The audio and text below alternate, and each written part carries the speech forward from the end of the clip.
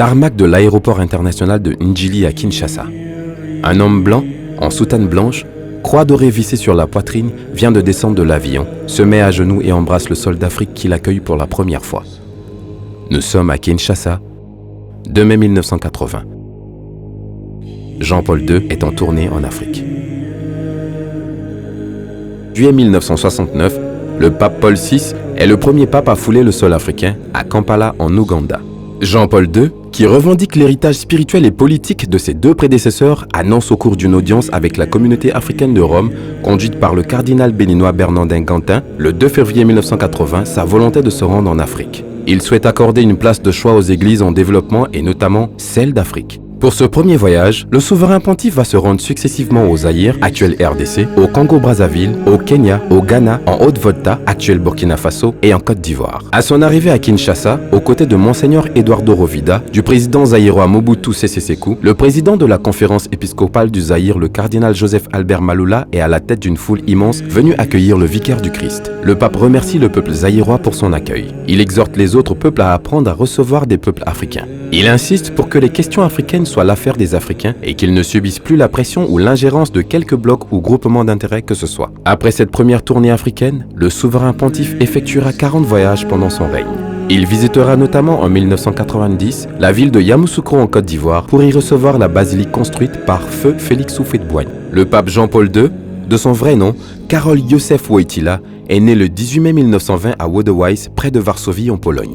Il perd très tôt son frère aîné, sa sœur Olga à la naissance et sa mère. Après des études de lettres à l'université Jagiellon de Cracovie, il se spécialise en philosophie polonaise avant de travailler comme ouvrier sous l'occupation allemande. Il participe également à la création du théâtre rhapsodique, une troupe de théâtre clandestine.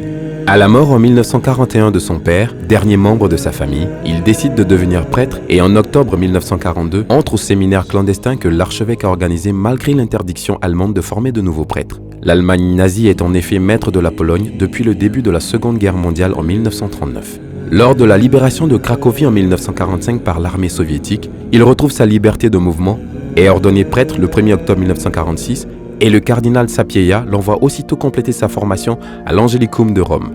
Le 28 septembre 1958, à 38 ans, Karol Wojtyła est le plus jeune évêque de Pologne.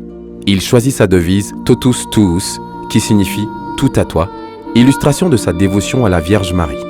Paul VI le nommera archevêque de Cracovie le 13 janvier 1964, puis cardinal en 1967. Il est alors, à 47 ans, le plus jeune de tous les cardinaux vivants.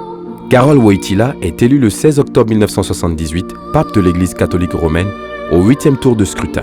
La surprise est alors très grande. Il est le premier pape slave de l'histoire et le premier non-italien depuis le pape néerlandais Adrien VI en 1522.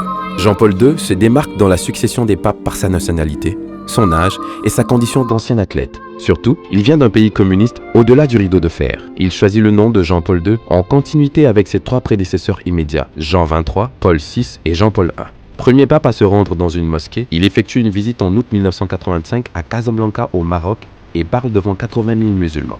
Jean-Paul II a rencontré plusieurs fois le 14e Dalai Lama, Tenzin Gyatso, au Vatican. Premier pape à visiter une synagogue, à la Grande Synagogue de Rome en avril 1986, au mémorial de Yad Vashem, où il retrouve une rescapée qu'il avait secourue et demande pardon à Dieu pour les actes antisémites commis par les chrétiens. Durant son pontificat, Jean-Paul II effectue 104 voyages à travers 129 pays dont beaucoup n'ont jamais été visités par un pape. Le pape Jean-Paul II meurt au Vatican le 2 avril 2005 à l'âge de 84 ans et est enterré dans la crypte du Vatican. Il sera béatifié le 1er mai 2011 par son successeur le pape Benoît XVI, puis canonisé par le pape François le 27 avril 2014.